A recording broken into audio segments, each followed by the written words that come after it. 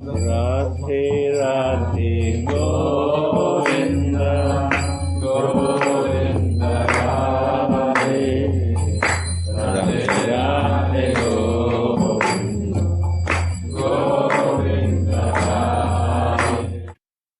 So we talked a bit about what it means to have knowledge of God, because chapter 9 was going to help us to know God. And then we talked about a very important idea that comes from Gurudev's teaching too very often, and that is what knowledge is.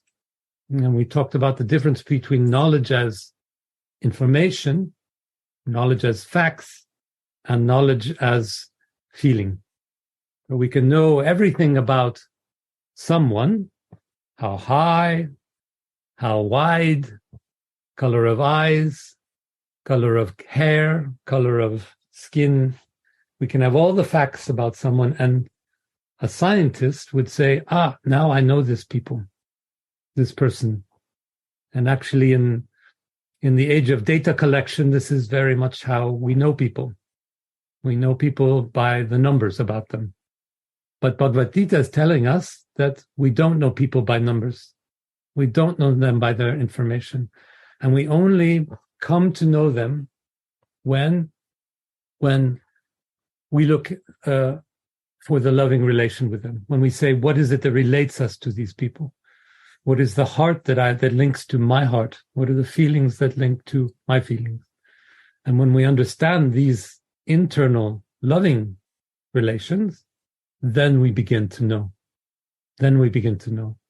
So the ambition to know God, which is everyone's ambition, cannot be fulfilled by reading all the books or studying all the history or all the facts. It can only be done by making a relationship with God, by having your heart, my heart, talk with God's heart. And what is the energy of God's heart? Radharani. The energy of love in Krishna is Radharani. So by establishing a relationship with God through our hearts, a devotional relationship, one of love, then we're channeling the energy of Radha. And once again, wherever there is a relation, there is Radha. Wherever there's a relation, there's Radha. Any relation. A relation with your husband, a relation with your child, a relation with someone you just bump into on the street and say hello and smile. Radha's there, connecting you. And every time you focus your attention on that moment, that spark of divine love, that tiny, tiny little particle of divine love in the bus driver or the policeman or whoever it is, then you are serving Radharani. Then you are at one small step in Manjari Bhav. All you need to do is focus your attention on it. Bring your mind to that love, and you will be on the way to Manjari Bhav and to the service of Radharani. And then finally in verse 2 of chapter 10, we talked about who can know Krishna. And we use the same kind of thinking that we can only know Krishna by having a relation, a devotional relation, a loving relation, and that this is only possible through prema, through divine love, through Radharani. And this is why we call God Bhagavan in Bhagavad Gita. That's why it's not, I joked before, it's not Brahmat Gita, it's Bhagavad Gita. It's not the impersonal, the song of impersonal God. It's the song of the personal God, Bhagavad Gita.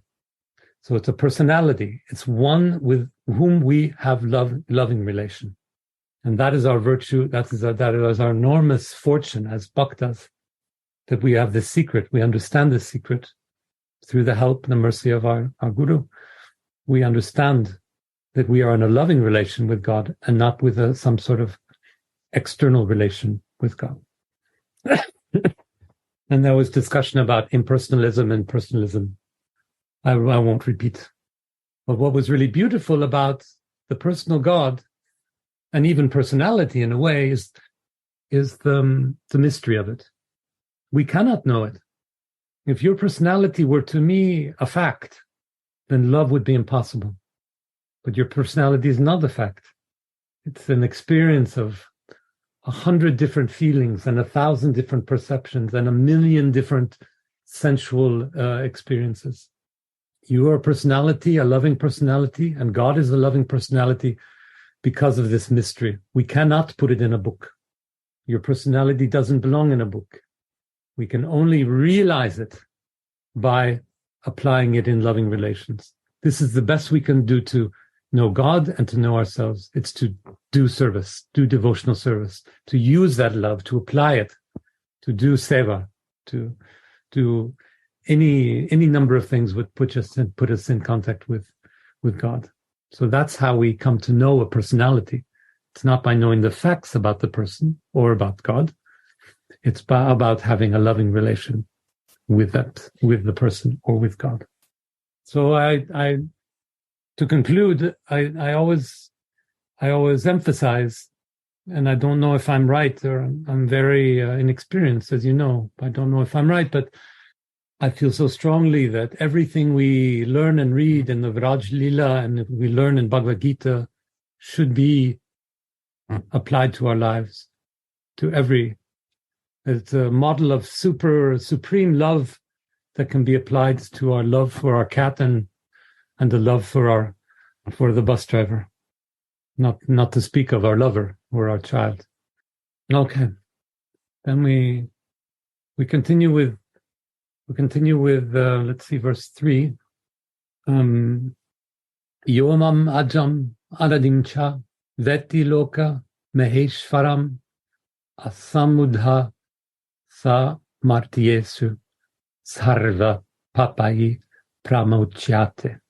He who knows me as the unborn, as the beginningless, as the Supreme Lord of all the worlds, he or she, undiluted among men, is freed from all sins. It's a magnificent verse. He or she who knows me as the unborn, as the beginningless, as the Supreme Lord of all the worlds, he or she, undiluted among men, is freed from all sins. So what's very important about this verse, I'm sure you're thinking about it with me. It's about knowing, about clarity. And once we know God, then that's all. Then we're free. Once we know God, then we're free. But then, so very important to go back and ask again. I just talked about it, but here we have it again, this theme. What does it mean to know God? What does it mean to know? And how can I know God? To become free. He who knows me is free, undiluted, so clear, and no lies and no self-lyings, with sincerity and honesty. It's not, of course, we've said it before, and Gurudev says it often, it's not about knowing philosophically. It's not about information or facts or data. These are all very complicated, actually. It's a much more simple kind of knowledge. It's knowing the heart. This is the first question. This is the first question of the universe. What is in God's heart? What does God feel? And that's why it becomes the question for what is in my God brother's heart? What is in my wife's heart? What is in my child's heart? What is in my bus driver's heart? We start with the question, what is in God's heart? And we know from Vraj Lila, from Radha Rasa Sujaniti and Vilapa Kusmanjari, we know that there's an eternal love affair going on in the heart of God. A beautiful, detailed, subtle, fragrant, colorful, seductive, emotional love affair. So by reading these books and others, we can know what God's heart looks like, what the love in God's heart is doing. And then we can know what our hearts are modeled after, because we are part and parcel of God. And so our hearts are part and parcel of God's heart. So when we read Vilapa Kusmanjari, We're starting to know slowly, slowly what it looks like inside our own hearts. Because this lila is happening in us. These lilas, these beautiful, that describe so precisely the moods and the feelings. These are descriptions of God's heart, and that God's heart is reflected in a tiny little bit in our hearts. Our job is to make that grow, to clean our hearts so they can be as pure as God's heart, and we can fully experience this loving, and be part of the Vraj Lila. The more we clean our hearts, dust it off and polish it, take away all the rubbish from our lives that distracts us from our own hearts, the closer we will come to God, because the more we will be close to the God in us, and the more we'll understand the love, the heart of God. So it's to learn about God's love, we have to learn about ourselves. This is why we do our meditations. This is why we do our practice. It's to go deeper under the surface of who we think we are, to try to kick away all our ego, to not be fixed on our bodies, not be fixed on our grumbling stomach or our desires. If we see through these things, then we can come closer to our heart, the heart that God gave us. So what is it? It's about being close, isn't it? The way I can clean my heart is by being close to others. And what does being close mean? It doesn't mean being close in a room, it doesn't mean being close in a club or a business meeting or a society. It means being close spiritually. Looking in your soul, opening my soul so you can look in mine, and doing this with everyone we meet. Seeing in the other not a body, but a soul. Seeing in the other not the material desires, which I know we all have. When I'm looking at my bus driver, right? I know he wants to make more money. He wants a bigger house. He wants a bigger car. That's fine. But if I see past that, then I can see his soul. Because everyone, even the most material of us, has a soul hiding behind, waiting to be uncovered. And that's what shapes everything that's important in our relations. Somebody needs to mute there. I'll mute you. So yes, it's difficult to be, let's say, married when there's not enough money or not enough time, and everybody's tired, and the children are sick, and the house needs cleaning. But these problems are problems because they cover the soul. And once the soul is uncovered, the material covering on the soul is taken away, then the children being sick and the house needing cleaning will solve itself. So we don't pretend that we don't have daily problems. We try to see the spiritual in them. That's the difference. And when we know our soul, then being a husband or a parent or a boss will find peace and meaning. Okay, sorry, I'm talking too much there, but here's what Prabhupada says about this verse. Maybe I'll even read it one more time. It's so lovely.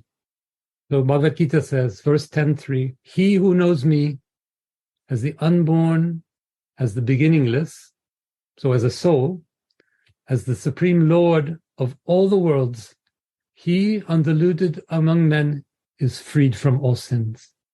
And Prabhupada says, as stated in the 7th chapter, those who are trying to elevate themselves to the platform of spiritual realization are not ordinary men. They are superior to millions and millions of ordinary men who have no knowledge of spiritual realization. But out of those actually trying to understand their spiritual situation, one who can come to the understanding that Krishna is the Supreme Personality of Godhead, the proprietor of everything, the unborn so eternal, that one is the most successful spiritually realized person. In that stage only, says Prabhupada, when one has fully understood Krishna's supreme position, can one be free completely from all sinful reactions. It's also a very nice text from Prabhupada there. It talks about the same themes, about truly knowing, about what knowledge is. And here Prabhupada takes up Gurudev's point that knowledge is not about information, but it's about spirit, about spiritual realization. And it also talks about what realization is, which is simply realizing that we have a soul, and that soul is made of loving devotion. I'm just reading Divya's commentary on My Cat and Dogs. Thank you very much. So our goal is this realization. You could say a double one, that we have a soul and that soul is made of love, a loving relation. It's a heart. It's love. This is what Bhagwan means, this name of God. Bhagavad, this name of God, means personality of God, a God made of love. Right? A God with a heart and a soul and a self. And indeed, this beautiful Sanskrit word Atma means all those things. It means self, who I am, soul, what my spiritual identity is, and heart, what my loving purpose is. All these things for bhakti are in the word Atma. And realizing only that, these 3 points, that your Atma is that, those 3 things, you're already halfway to Radharani. You're already halfway down the path. And that's a bit what Prabhupada is saying. You are such a minority. You are already so special that you're sitting here, that we're talking about this. You're already so special that you've asked the right question. You're already so special that you understand the right answer, that you're well on the way to spiritual realization.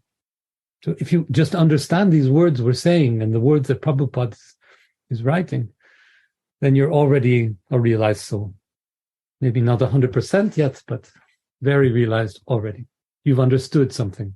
You've understood that there's something to realize. You've understood that the question is inside you and not in your material existence. There's a part of you that is hidden, that there's a part of you that's confidential, the loving part. You've already asked the question.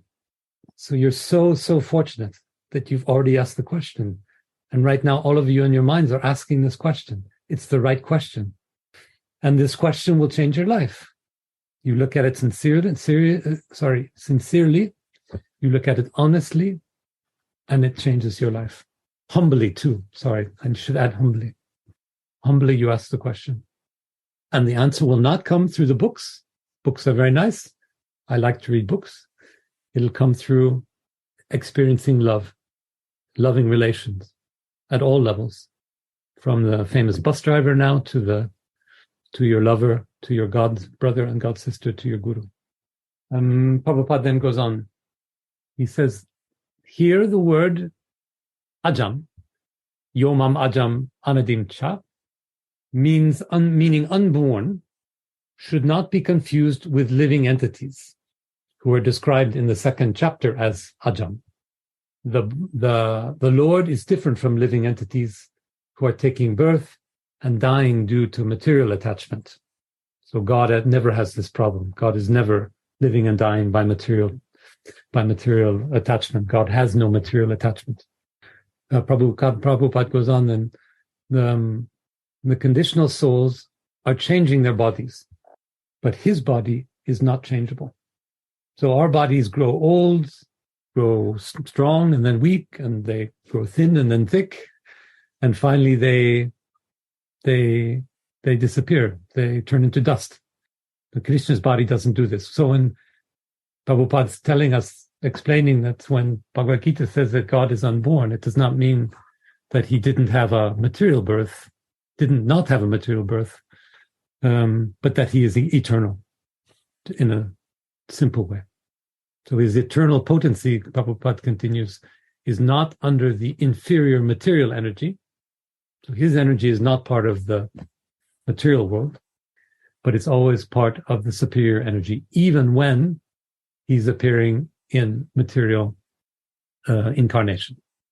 Now, you know this philosophy. I'm sure the soul has no beginning or end. Your soul has lived forever, but it has taken material form in different bodies. It has taken material existence, and as long as the soul remains attached to material existence, it will continue to be reborn. When we say that Krishna is unborn, well, birth and death have no meaning for him. But when we say unborn in material way, then it does have a meaning for our bodies, but not for our souls. And the reason for this is very important, because Krishna's existence is sustained by a divine energy, an internal potency. And the greatest internal potency, the basis of all potencies, is prema, divine love, Radharani. Radharani's loving energy is eternal. It's eternally supporting Krishna in his existence, in his activities, in his leelas. And even more important, that loving energy is endless. Everything in the universe is finite.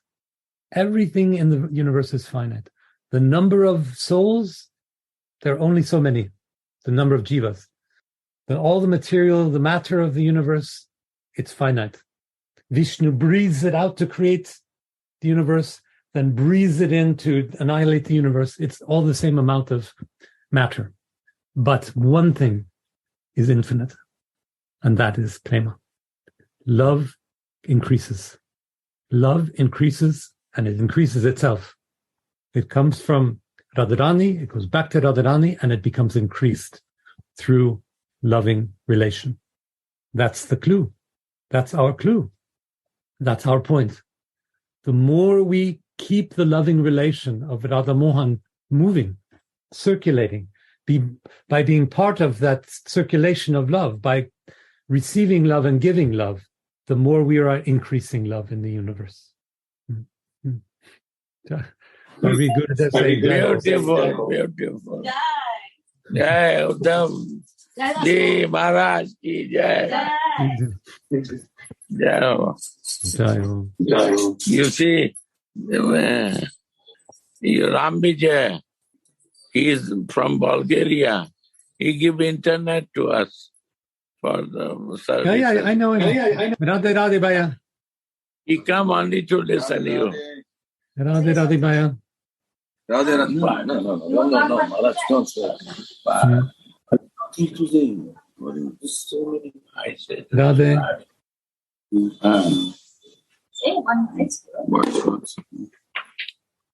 Radhe Radhe. There you are, Baya. Dandavat for the. Dandavat, thank you for internet. No, please.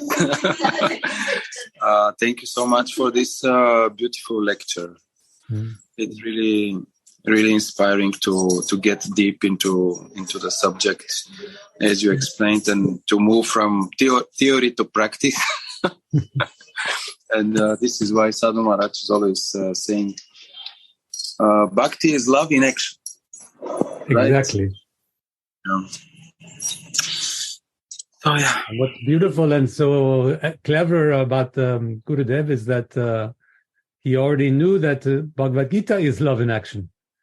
He knew this long ago.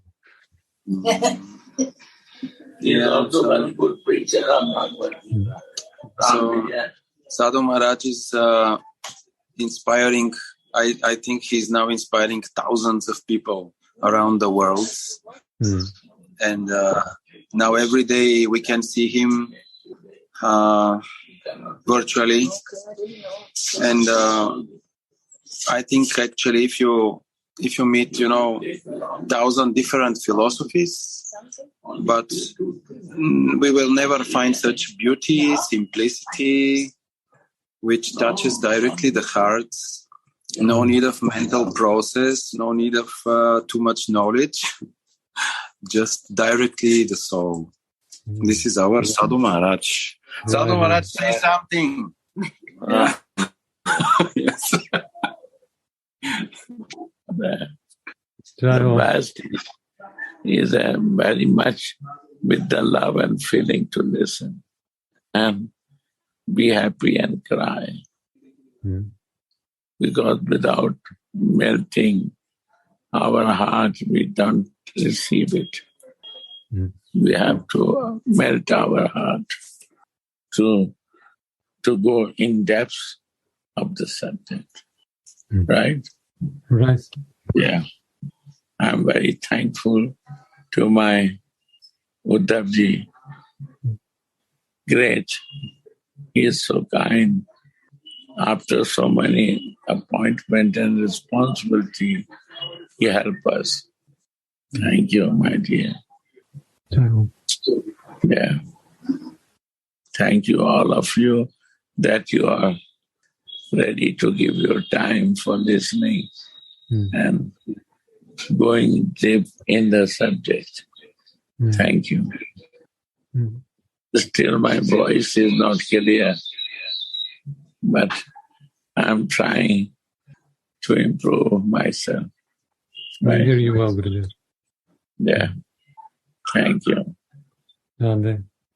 Radhe. Shall we stop here then for today? It's too early. We cannot stop you. Okay. We cannot leave you. We will die without you. Don't do this don't kill us. Don't give pain to us. We cannot live without you. Right? Okay. We'll read a bit more here and see what Prabhupada tells us. Yeah.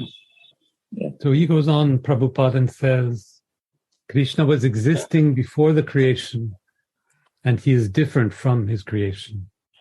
And the reason he says this, Prabhupada, I think, is because Prema Shakti was also always existing. The loving energy, it precedes everything, and it governs everything. And it even governed the creation, to govern the course of the universe. It's so fundamental. This devotional love is at the heart. So this is why we have to understand Krishna as Radha Mohan, as loving relation itself. And Prabhupada says, and then he talks about the demigods. He says the demigods were created within this material world. But as far as Krishna is concerned, it is said that he is not created. Therefore, Krishna is different even from the great demigods like Brahma and Shiva. And because he's the creator of Brahma, Shiva, and all the other demigods, he is the supreme person of all the planets. So we know that the demigods are partially material. And so that means they don't, they don't operate under the conditions of pure loving devotion. They cannot share the conditions of perfect bhakti like Radha Mohan do. They remain imperfectly realized and imperfectly evolved. Okay, Prabhupada then continues saying, Shri Krishna is therefore different from everyone that is created. And anyone who knows him as such immediately becomes liberated from all sinful reaction. One must be liberated from all sinful activities to be in the knowledge of the Supreme Lord. And then listen carefully, Prabhupada says, only by devotional service can he be known, not by any other means, as stated in Bhagavad Gita. So it's black on white. What Gurudev teaches us, it's black on white from Prabhupada. Only by devotional service can God be known, and by no other means. And devotional service, because devotional service is where Radharani is playing. That's where Radharani is active. That's where Radharani is doing her loving relation. So again, the devotional service comes in trying to help, support the tasks of Radharani, making the love she wishes to spread easier to spread, and to spread it ourselves for her. Our job as Manjaris is to do what Radharani does in the Vraj forest Leelas everywhere in the world, everywhere in our lives. I add one thing also. Please. Yeah, that devotion is love in action. So, Love in action means when love is not talking, when he's acting. And this love is Radhika. Yes. Jai Ho. Love is nothing. The goddess of love is Radhika. When she is in action, that is devotion. Or we are in that action, that is my devotion.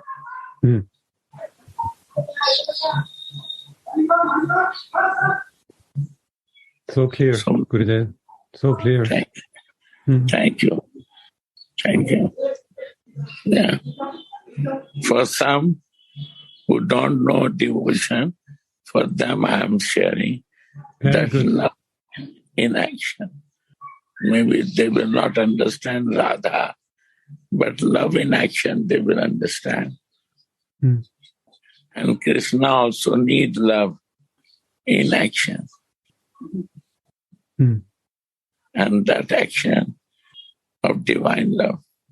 Yes. Because we cannot do material love with him. It has to be pure and divine. Right? Right. Then Radhika appears. When our consciousness becomes pure, she appears to teach us. Radhe. Radhe. Yeah, sorry. Oh, don't say sorry, Gurudev. Thank you. Oh, you're like...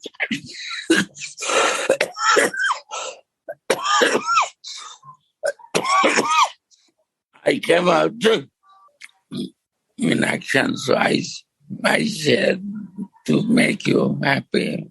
Yes. I will miss you. If you go in holidays, please don't do that. Can you believe you want to go for holidays for 1 month? You are agree with this? All devotees like to do that? That he go for holidays? No way, Gurudev. Say me. Share. Say something. Say something. He can go to holidays for 1 month. Say in your Japanese, Italian, he knows every language. Share, no way. For me, no way. Write to him, no way. Thank you. Radhe. I told you. Buddhaji, don't go holidays because we will miss you so much. Yes. I told Gurudev. I talked to Uddhava yesterday and said I wasn't sure if I could continue more. And my God, so, this is too short. I would take a holiday, but he said, give it one more try and see. Yes. How many are joining? How many are joining now? Gurudev is asking. 57. My God. You see? All Zoom. You are very new in the Zoom classes and so many are joining to you. You imagine? And one place, maybe 10 people are sitting. You don't know how much they are interested to listen to you. You cannot do that. Okay. No holiday then, Gurudev, no holiday. They are crying to listen to your holidays. They are not. Yes, we are crying when you go on holiday. We cannot live without you. Really, it's so amazing. The readings, and you are so individual, so lovely, and so helpingful for our stupid mind. It's so very, very wonderful. Thank you for sharing. Radhe, Radhe. Such nice faces everywhere. Oh my God.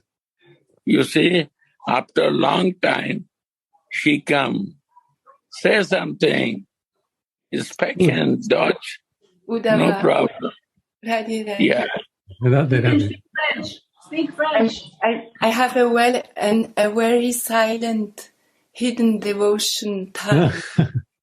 But I follow you, and I'm always when I can listen you sharing, it's a vibration in my deepest inside. So really, you have a special mood to share the deepest nectar, which we are all together are longing for. So don't go in holiday, please no. Thank you so much, Uddhava. And all together. Thank you, Gurudev. Yeah, my Kundalata. Miss you. Miss you. I miss you. Some Japanese say, who can talk English, talk to Uddhava. Radhe, Uddhavaji. You are helping us to find the old loves in the Bhagavad Gita, which we didn't know that much. And in Gurudev, and you are the person to give us a chance to notice there's a soul love in the Bhagavad Gita. So don't leave alone us. So you can be whole day here in a Zoom, I think. Okay. Yeah, please don't leave us. We all need you. All Japanese devotees love you. Please don't leave us. Yes, we really need you. Now I'm very embarrassed. No holiday then, okay. I would be embarrassed. Yeah. What do you think, Uddhava? I think my holiday is cancelled, yes. Radhe, Radhe, Uddhava, I just want also to say that we really love and we would miss you so much, and just take us where you go. You take us with you.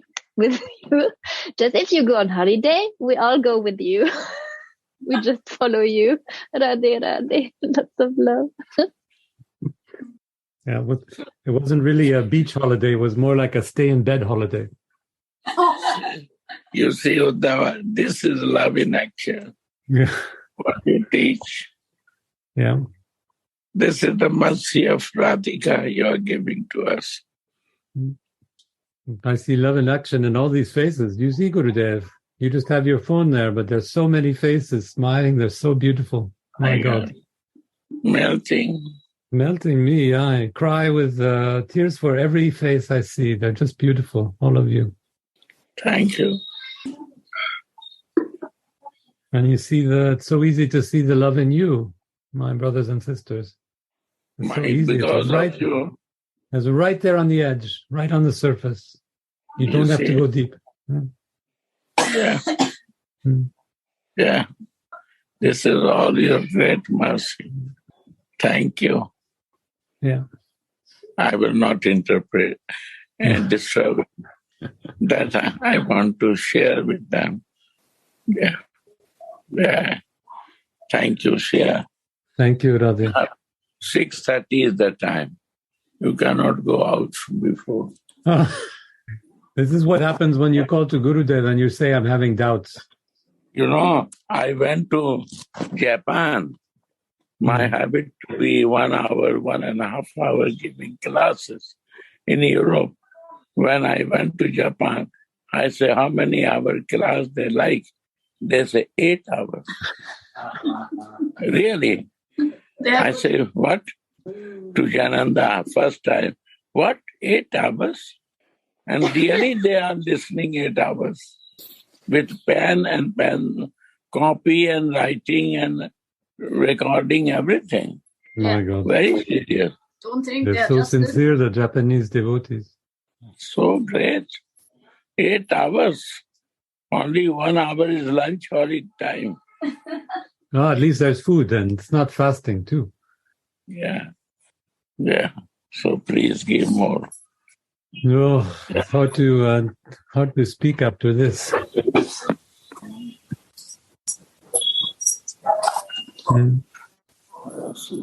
Now let's start with what Gurudev just said about love in action. No stopping. Go on. Yeah. What Gurudev said about love in action is that's really the lesson at the heart of all of what we're saying. And Gurudev has been saying it for 20 years. It's nothing that I'm inventing. But love in action means loving in your daily life. And like Gurudev just said, not talking. Talking's okay, but thinking that talking is enough. No, it's giving love through your heart every day, every moment. Exactly this love I see in your eyes on all the little screens. So beautiful. It's so clear that you have it, and it's so close to your surface, to your eyes. Just open the little door and your love is there. I can see it. There's no deep, it's no difficult for you. So Uddhava Prabhu, I want to say also that everything is so wonderful. I know Prabhupada maybe 25 years, but by your interpretation, easy interpretation of Prabhupada words, you are spreading the glories of Prabhupada and Gurudev in a very nice way. I'm very happy that I know you. We don't know each other, but I feel that we know it. We will meet one day, my dear. You always have such nice commentaries in the chat. Well, let's see, what were we talking about? The demigods, and then Krishna comes before everything. Oh, and then he said, this is Prabhupada talking now, one must be liberated from all sinful activities. And you remember Gurudev taught us about this too from Mary Magdalena, that the only sin, she said, was to forget that you have a soul. And what we can add to that maybe is the Gurudev as Guru Manjari, Mary Magdalena. The only sin is to forget you have a soul that is made of love, because Gurudev would never accept that it's just a soul in Gopi Bhav, but that the soul is made of loving devotion, and it shows itself through love in action, like we just said. So that's what Prabhupada says too. Only by devotional service can Krishna be known, and not by any other means, as stated in Bhagavad Gita. This is what Gurudev has always said, that only through loving relation, and that loving relation comes through your love in action, your everyday love in action. I go back to your bus driver, my favorite example now, or the person at Starbucks who's made 300 cups of coffee that morning, and you see her and you buy your coffee and you look into her eyes and you see her love and you see her soul and you smile and she sees yours. This is how love grows in the universe. We multiply it by 100,000 Starbucks and we're doing love in action. By sharing our love every day with everyone, finding the divine in everyone's eyes, in everyone's actions, and acknowledging it, recognizing it. What in French we say, valorizing that, but making sure this person knows it's important, like Gurudev does for you. You know, everyone watching and listening here right now knows that your soul is important because Gurudev tells you this and teaches you this. But the people in the world who don't have a wonderful Guru like we do, they also need to know that their soul is divine and beautiful. And that is love in action. So we have to remember the soul, and then when we remember the soul, we have to remember that it's made of love. And we know that we will be realized when this is no longer a question. I had such a beautiful experience. I went to Oslo 2 weeks ago to see my children. They live there. And we went to the museum. There's a beautiful new museum. And my children, they walked around and looked at the paintings. And I walked around and looked at the people. And all I could see was souls. all I could see was glowing souls. Beautiful, all of them. The little ones crying, the old men angry, the young men frustrated, and all I see with their beautiful souls inside, walking around the museum, being themselves, trying to be themselves. It was such an enlightening experience. And this is what I wish I could bring to every moment of my life. And what I ask you to bring to every moment of your life too. Remember the soul, and remember that soul not only needs love, like we learn in psychology, but wants to give love. And this is the basic quality of a soul. That's the basic. Just like Krishna, just like Radha Mohan is made of love, every one of our souls is made of love. That's all that matters. And somehow we have to find a way to put that into action. Love in action. That's what bhakti means. Bhakti means, like Gurudeva said, love in action. That means putting into action the love that's naturally in our heart. Completely naturally, right? It's not, okay, now I'm going to be a bhakta, so I need to go out and get some love from somebody. No. Being a bhakta means uncovering the love in you and putting it into action. To release the love into the world, because it's not yours. This love doesn't belong to you. It belongs to Radharani. It came to you by Guru mercy, by Prabhupada mercy.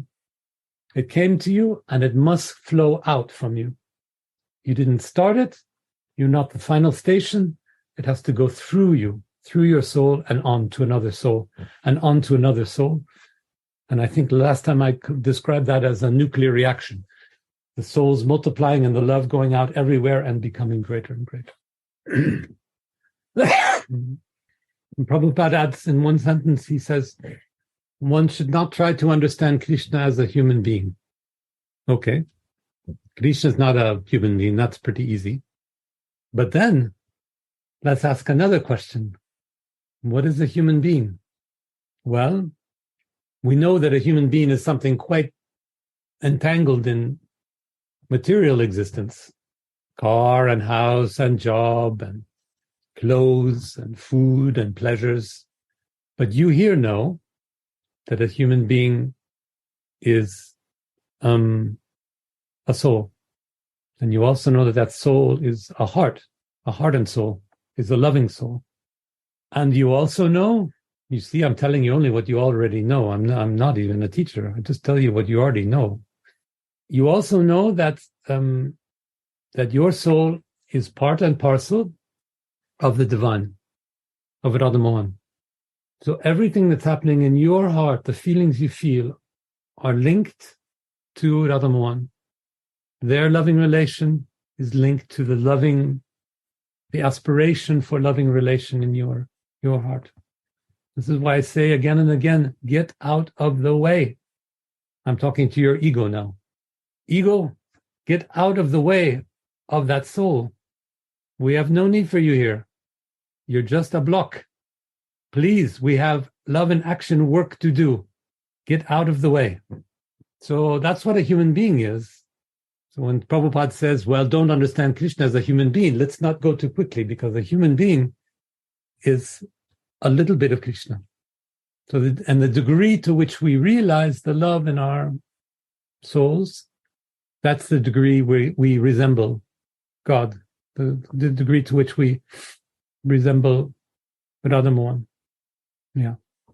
Let's see. So realizing the love in our hearts, that's already in our hearts, it's like house cleaning, dusting things off, polishing the heart, dusting the heart, uncovering the heart. And when we do this, only a little bit, that's what's so beautiful. You don't have to be perfect. You just have to have a little glint, a little grain. And we can see this in everything, this love in action. There are traces of it everywhere. We taste it in our food, right? Haven't you tasted a little bit of food and it just takes you to another place? A wonderful dal or something. I made a dal yesterday. And there you're tasting a little bit of the divine. or when we hear a song and we have that special feeling, just a little tingle, then you're hearing the divine. When, like I often say, you see in the eyes of a friend that special sparkle, then you know your own divinity. Or in a child's game, these are lovely examples. The pure soul of a child, and you can see it much more clearly. Or you see it, I don't know, I think of Gauravani by his paintings and the love that shows in these. And when we read out loud, now you've all heard a computer read, haven't you? We have these reading programs. So have a computer read one page of a book you like, and then read it yourself. And the difference between the computer reading it and you reading it, that's your soul. The rhythm and the music, the breath, the emotion, the rise and fall, the interpretation, all that is coming not from the page, it's coming from your loving heart, which is coming from Radharani. It's a lovely experiment. Just read any text, it doesn't matter.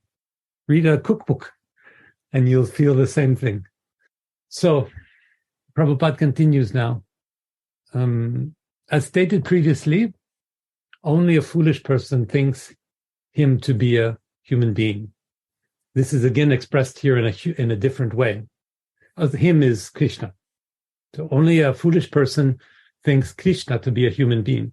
And of course, foolish people do that because Krishna incarnated and came to earth and he looks like a human being, but you have to be a fool to think he is.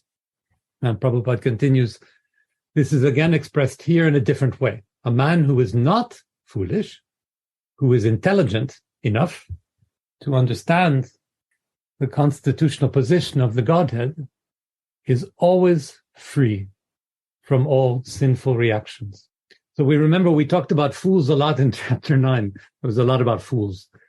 Fools are kind of beautiful, sad people.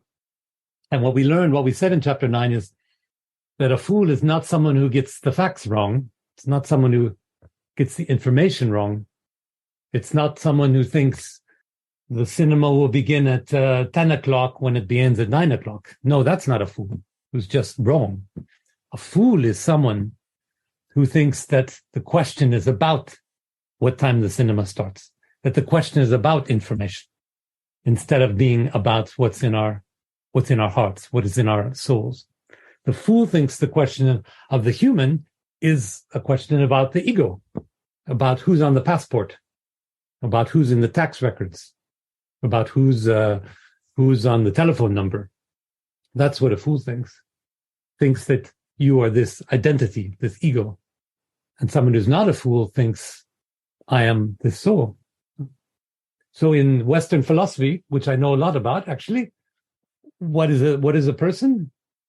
It's someone who says, I am me. I am me. And in Bhakti or in Hinduism, this is an absolutely ridiculous thing to say. That I think that the person who's saying this word I is the person I am. It's far from this. It's the person I am is my soul. And the soul doesn't talk through my mouth. How does it talk? It talks through my heart. It talks through my love in action, as Gurudev just said. So whenever you say to someone, I am Uddhava, or I am, I don't know, anybody, then think again. Maybe think instead, I am a soul carried in the body of Uddhava, and this soul is made of love. Say something like, hello, I am love speaking to you. Will we finish this verse? Well, no, actually not. We'll continue a little bit here. If Krishna is known as the son of Devaki, then how can he be unborn? So he had a mother. Then how can he be unborn? Prabhupada asks. That is also explained, he says, in Srimad Bhagavatam. And it's explained like this, says Prabhupada. When he appeared before Devaki and Vasudeva, he was not born as an ordinary child. So when he was born, biologically, he was not born as an ordinary child. He appeared in his original form, and then he transformed himself into an ordinary child. So he's saying that Krishna was born as Krishna, as God, and then transformed, changed himself to incarnate as a child, an ordinary child. And this is why, then Prabhupada continues, anything done under the direction of Krishna is transcendental. It cannot be contaminated by the material reactions, which may be auspicious or inauspicious. So in other words, what does this mean? Things done under the direction of Krishna are not done from the position of material consciousness or material connections.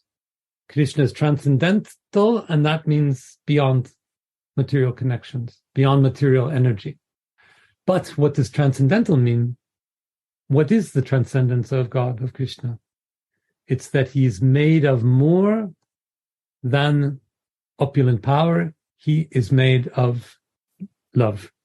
He is powered by Radharani. That's what the transcendence of Bhagavan is. The transcendence of the Supreme Personality of God that is supported. What makes him special? That's what I'm trying to say. Sorry, I'm looking for my words. What makes him special is not his power, but his love. What makes him special is not his opulence, but Radharani, who's living within him, who's powering him. So, to put in other words, the direction of Krishna is the direction of Radha Mohan. It's what he does is done for love, done to feel love, done to know love, done from inside. So these are the three reasons for Radha Mohan coming, Mahaprabhu appearing in Chaitanya Charitamrita. They're done for love, done to feel love, and done to know what it's like to love. All these things Krishna never knew, cannot know without Radharani. So Krishna has been venerated. This is the word. I wish I knew what Sanskrit word this translates, but we use the word venerated. It means respected and admired. Sometimes you might say it means love. But he's been loved for his power and beauty. And by the mercy of Mahaprabhu, now he's loved for his love. Now Krishna experiences, and we experience the world as a lover, not as a king. So before Hare Kishori, before Krishna lived like a rock star, everybody was in love with him. 50,000 girlfriends, 50 million girlfriends. Everybody wanted Krishna. But he couldn't love them back. He couldn't see their faces. He couldn't have love with them. And with Mahaprabhu, then this is possible. Prabhupada goes on, then he says, the conception that there are things auspicious and inauspicious in the material world, favorable or unfavorable, is more or less a mental concoction, an invention of the mind, because there is nothing auspicious in the material world. I'd forgotten this one. Don't think that the appearance of Krishna is auspicious or inauspicious, because nothing in the material world is auspicious. It's all marginally auspicious or inauspicious. Because what does auspicious mean? It means where there is pure love, where there is love coming. Auspicious means that love will be flowing through it. A future of love is there. Love awaits. Mercy awaits. So the material world cannot be auspicious because it ends. But the spiritual world is endless because it's shaped around love. All things shaped by love are auspicious. Now Prabhupada goes on, everything is inauspicious, because the very material mask is inauspicious. So the mask we put on ourselves in the material world, the ego, the material covering of our soul. We simply imagine, says Prabhupada, we imagine it to be auspicious. Real auspiciousness, he says, depends on activities in Krishna consciousness, in full devotion and service. So when I read, when Prabhupada says Krishna consciousness, then I think about what Gurudev calls Staibhav. Focus, perfect, established, direct focus on the spiritual nature of Radha Mohan. So people who are in that situation or that realized, they are in auspiciousness. Full, stable, solid devotion and service. And Prabhupada says, therefore, if we all want our activities to be auspicious, then we should work under the directions of the Supreme Lord. Okay, good. And under whose directions is the Supreme Lord working? Radharani's. Such directions are given in authoritative scriptures, such as Srimad Bhagavatam and Bhagavad Gita, or from a bona fide spiritual master. Because the spiritual master is the representative of the Supreme Lord. His direction is directly the direction of the Supreme Lord, and I add, which is directly the direction of Radha. Prabhupada continues, the spiritual master, saintly persons, and scriptures direct in the same way. So just like what we're doing by reading Bhagavad Gita, you can go back and read in Srimad Bhagavatam and in other classical texts. Sometimes we do this in our classes. We can go back and read and find this same message. And Prabhupada says there is no contradiction in these three sources. So spiritual master, saintly person, sadhus, and scriptures.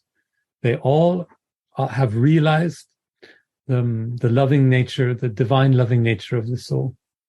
And they are then auspicious. And even if there are contradictions in these texts, and as you probably know, there are thousands and thousands of books arguing about the contradictions between Shastras and what the sadhus say and what they do. And if there are contradictions, these are material in the material world. And in the spiritual world, there are no contradictions here.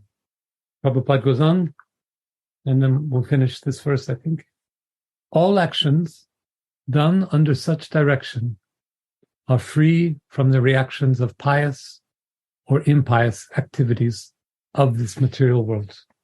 A little bit repeating what I just tried to say, that what the Guru and what the sadhus and what the scriptures are saying, they're free from this question of whether it's auspicious or inauspicious. They're free of this question whether it's impious or pious. It's just not a question. They're just living out the love. They're living out the purity of the soul. Prabhupada says the transcendental attitude of the devotees in the performance of activities is actually that of renunciation, and this is called sannyasa. Anyone acting under the direction of the Supreme Lord is actually a sannyasi and a yogi, and not the man or woman who has simply taken the dress of the sannyasi or a pseudo yogi. This is a very important point that we talked about before, I think, that the sannyasi in Prabhupada's eyes is not someone who has given up material relation to the world. A sannyasi is someone who's given up the idea that it's the world that matters, the material world that matters. And Gurudev tells this inspiring story about the day he became a sannyasi. Maybe he'll tell it again, how it came across immediately to him as a system of rules. And after a couple of days in South America of being a sannyasi, he said, "Where is the love? It's the love I'm here for. It's not the rules." Right? And this is very much what Prabhupada is saying. It's not about denying living in a cave, wearing your orange cloth. It's about being clear that it's the soul that matters and that the soul is made of loving devotion. So it's not renouncing the world, it's renouncing the ego in a way. It's renouncing this idea that the ego is a master and that the ego can do everything we need. And ironically, maybe we've talked about this before. Ironically, when we're renouncing, we're not giving up our dependence. We're not sort of detaching from everything, cutting free, being free from the world. We're becoming dependent. I don't know if you still hear me. I just got a message that I'm signed out because somebody else signed in. Can you still hear me? Yes. Yes. Okay. But here I'll stop too. It's a really, really beautiful point. Both of these points Gurudev has taught me before. So one is that a true sannyasi doesn't renounce the world; he renounces the ego, or she, and that what renouncing means is not being independent, but being dependent in a way, to giving yourself completely to Radha Mohan, or to Radha rather, surrendering to the heart, giving everything to Radharani's heart, to Radharani's love. That is what surrender really is. It's giving away everything that would, all of what we understand is freedom in the material world, giving that up and saying, I become a servant of love. I become a servant of Radharani. That's what a bhakti sannyasi is. It's just a beautiful, beautiful thought. The idea in the West we have about independence, about free thinking and liberty, and the right to do anything we want, which in the end takes us just about nowhere, because it keeps the idea alive that we are the architects of our life, that we're the boss. Once we give up this idea, which is already an illusion, then we're enlightened, then we're realized. We give up the idea that we're the architects of our lives, then we're surrendering to the heart, then we're surrendering to Radharani. This is a very good place to stop. I think the next verse is a very long one, and that would probably be better for next week's. And maybe there's some sharing or some other commentaries or questions. Divya then gave me the Sanskrit for auspicious, right? Samanati Karana. Thank you. Where is dear Ananda Prem? Is she still alive? She fainted under translation pressure? Bravo. You know how much I admire translators, because they're putting love into the words. They're putting love into my words. I only imagine. I'm already feeling lots of love for you. But when Ananda Prem then translates my words, she puts more love in them. So the Japanese get twice as much love than I give. It's such a good arrangement. Radhe Radhe Go.